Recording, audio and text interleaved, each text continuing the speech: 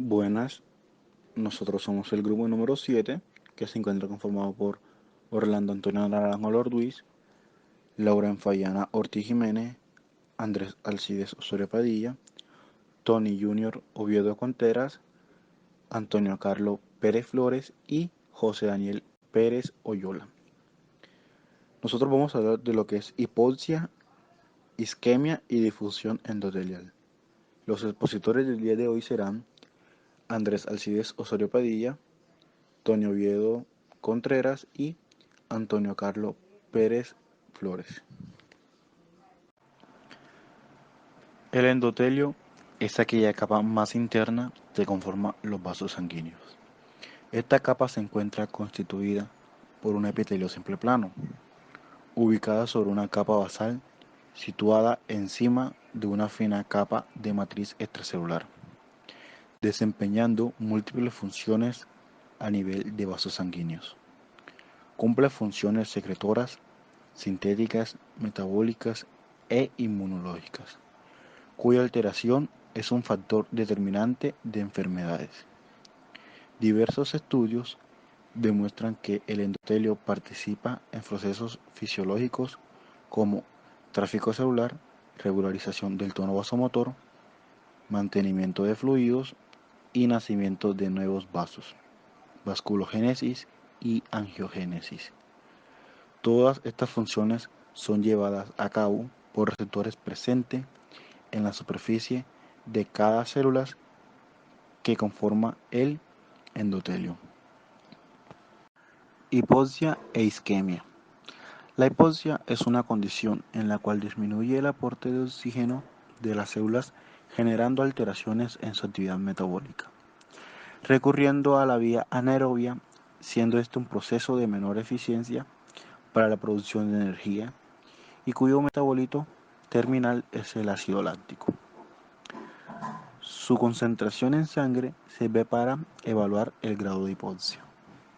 La hipoxia afecta a la función del vaso aumentando la respuesta vasodilatadora en los tejidos hipóxicos. La hipoxia induce vasodilatación aumentando el flujo sanguíneo y suministro de oxígeno, nutrientes en el sitio de hipoxia, en parte a través de la regularización positiva de enos mediante la unión de HIF a un HRE. Isquemia es un déficit en el flujo sanguíneo tisular resultando en un daño celular reversible en medida de que se restablezca la reperfusión a tiempo. La restauración del flujo sanguíneo a un órgano isquémico resulta fundamental para prevenir el daño irreversible. La restauración del flujo sanguíneo luego de un periodo de isquemia se conoce como reperfusión.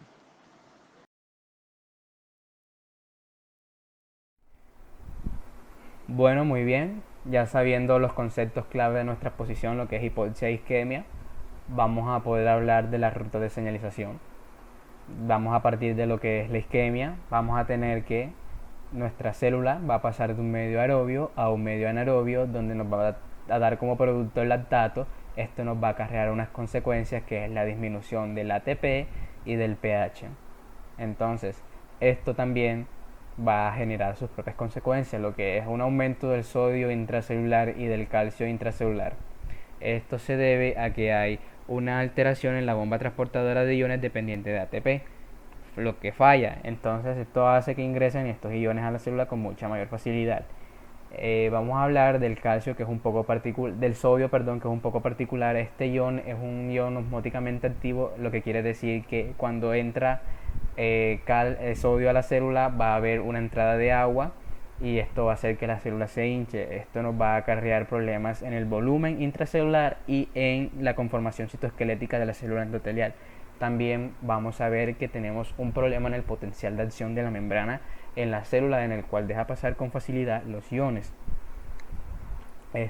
Vamos a ver que con la bomba de iones está afectada, no puede transportar el calcio que está intracelular.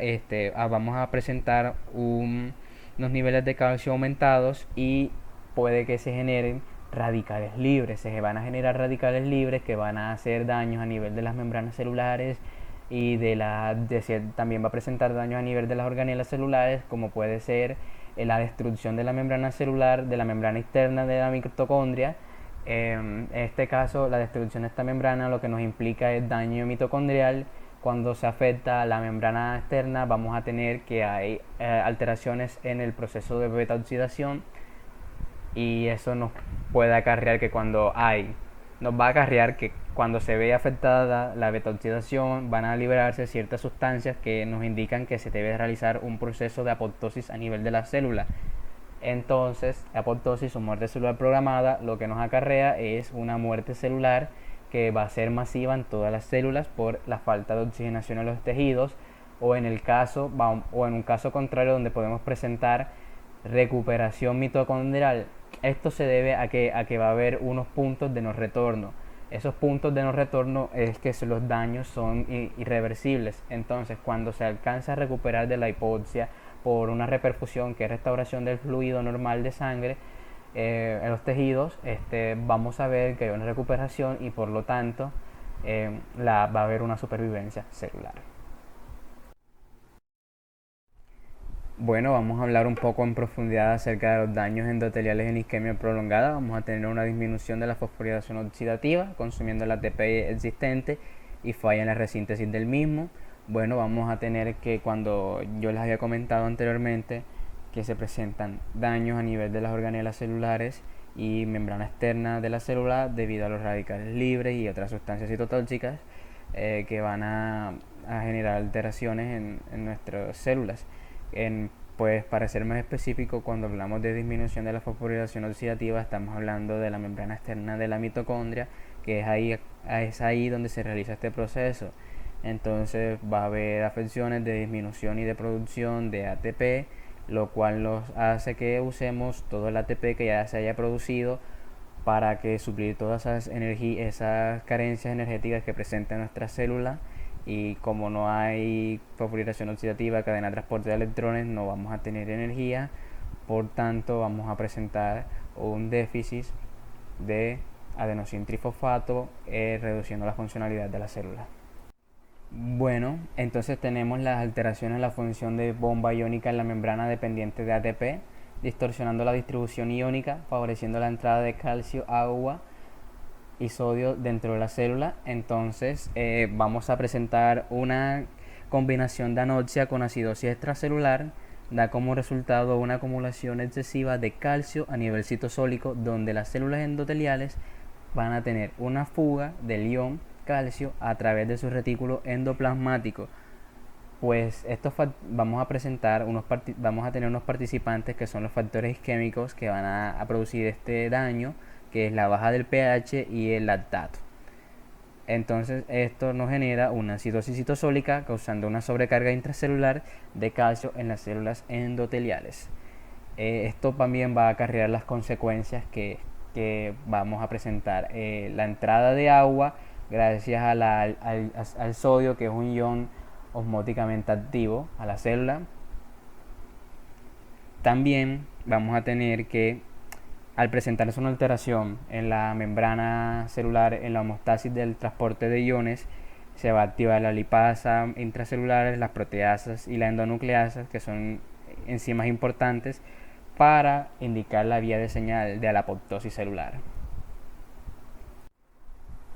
Entonces presentamos también una alteración en el potencial de la membrana, en el cual, como tenemos una disminución de la fosforilación oxidativa, vamos a tener que se va a acabar el ATP, vamos a tener problemas a la hora de realizar nuestra bomba sodio-potasio ATPasa, donde va a presentarse que la membrana celular va a quedar despolarizada.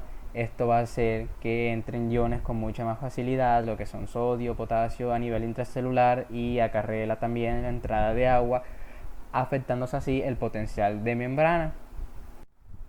Y pues en el incremento del volumen intracelular, que ya se ha recalcado mucho la entrada de agua a la célula, lo que hace es hacer que esta célula se hinche, cambie su forma, cambie su volumen, Esto también va a estar relacionado con el empeoramiento de su organización citoesquelética, lo que genera que se haya alteraciones en su organización citoesquelética de esas proteínas que están en la célula, que están agrupadas conformacionalmente para darle soporte a este organismo, cambien su conformación por la entrada masiva de agua a la célula, lo que genera el incremento del volumen y lo que genera también su empeoramiento de organización citoesquelética. También vamos a presentar la disminución de la fluidez de la membrana, que es cuando hablamos de que la hipoxia y la isquemia, al igual que otros agentes proinflamatorios, pueden desajustar el delicado balance existente entre los medicamentos pro y anticoagulantes. Estos cambios en las propiedades de la coagulación durante la hipoxia surgen a través de diversos mecanismos. Por ejemplo, exposición directa a colágeno o a factor tisular desde la membrana subendotelial que activa la vía extrínseca de la cascada de coagulación. Y también podemos citar otro caso donde la supresión de la expresión de trombombulina, proteína transmembrana registrada al endotelio, que acelera la acción de la trombina en la activación de la proteína C anticoagulante. Esas pueden ser unas causas que alteren la disminución del fluido en la membrana por la acumulación o por la formación de coágulos sanguíneos. Bueno, el óxido nítrico, que es derivado del endotelio, es el conocido vasodilatador más potente que activa la guanilato ciclasa soluble, que sirve de receptores a ligandos como el óxido nítrico y también a los péptidos natriuréticos. Este convierte GTP en GMP cíclico y por acción de segundo mensajero activa la proteína quinasa G, que como respuesta conduce a disminuciones en el calcio citosólico. Este se sintetiza a partir de aminoácidos. Entonces, han sido identificados 3 isoformas de óxido nítrico sintetasa, que es una enzima que va a catalizar los aminoácidos produciendo óxido nítrico. Está el neuronal, el endotelial y el inducible. La liberación del óxido nítrico derivada del endotelio está garantizada principalmente por el óxido nítrico sintetasa endotelial y también complementado por el neuronal. Por lo tanto, el óxido nítrico sintetasa endotelial es primordial en la regulación de la producción del óxido nítrico por estas células endoteliales. Participa en la regulación del tono vascular. Además, el óxido nítrico va a ejercer acciones como antiinflamatorias, antiplaquetarias y antiproliferativas, que van a contribuir al mantenimiento de un adecuado entorno para el endotelio. Ya hablando del superóxido, este es un determinante principal de la síntesis y la disponibilidad de óxido nítrico y puede actuar como vasoconstrictor. El superóxido combinado con óxido nítrico, que es sintetizado por el endotelio, va a formar peroxinitrito. Este superóxido también conduce a la oxidación de BH4, que es un cofactor en la producción de óxido nítrico. La evidencia demuestra que el óxido nítrico, ya sea endógeno o exógeno, representa una de las defensas más importantes contra la lesión por isquemia reperfusión miocárdica. La acumulación de superóxido. La evidencia demuestra que una acumulación puede causar lesión endotelial por múltiples vías. El ROS aumenta la permeabilidad mitocondrial, que conduce a la liberación de citocromo C y activación de la caspasa 3, que son proteínas, que van a desencadenar apoptosis endotelial. Entonces, el ROS también se activa la NF-JB, que este es un complejo proteico que controla la transcripción de ADN y aumenta las moléculas de adhesión endotelial, lo que induce una inflamación endotelial. Además, el ROS reacciona con el óxido nítrico para formar peroxinitrito, como ya había dicho anteriormente, y que causó el desacoplamiento endotelial del óxido nítrico sintetasa y produjo difusión endotelial e inflamación. Entonces, la difusión eventualmente resulta en lo que es lesión endotelial. Las enzimas SOD, superóxido dismutasa, catalizan la disminución del superóxido, generando peróxido de hidrógeno. Las catalasas y otras enzimas como la GPX y la PRX convierten el peróxido de hidrógeno en agua. El peróxido de hidrógeno puede reaccionar, por ejemplo, con el hierro para generar el radical OH. La relación entre el superóxido y el óxido nítrico produce peroxinitrito, cuya descomposición a su vez da lugar a algunos intermedios altamente oxidantes que incluyen lo que es el óxido nítrico 2 y también el OH. Por lo tanto, los niveles elevados de superóxido también pueden disminuir la biodisponibilidad de óxido nítrico y generar toxicidad. El superóxido no es fácil pasar a través de las membranas celulares y tiene una vida relativamente corta, así que se presume que este actúa donde se produce. Entonces, se conoce a CYRT3, que es una proteína que juega un papel importante en la homeostasis del superóxido mitocondrial endotelial. Bajo condiciones fisiológicas, CYRT3 parece mantener la actividad de la SO2, manteniendo su desestabilización para la degradación efectiva del superóxido mitocondrial y preservando así la función endotelial normal. ¿Y cómo influye en el endotelio? Bueno, el superóxido puede servir tanto como oxidante como reductor y es un progenitor para otros ROS. Bueno, el superóxido también va a conducir a la oxidación de BH4, que ya había hablado anteriormente de esto. También había hablado que representa una de las defensas más importantes contra la lesión por isquemia. Y también nos dice que el bloqueo de la molécula de adhesión endotelial puede disminuir y la adhesión de los monocitos atenuar la lesión tisular, inducida por hipoxia reperfusión, y la expresión de la molécula de adhesión endotelial está bajo el efecto y puede servir en la que es la lesión tisular. Muchas gracias.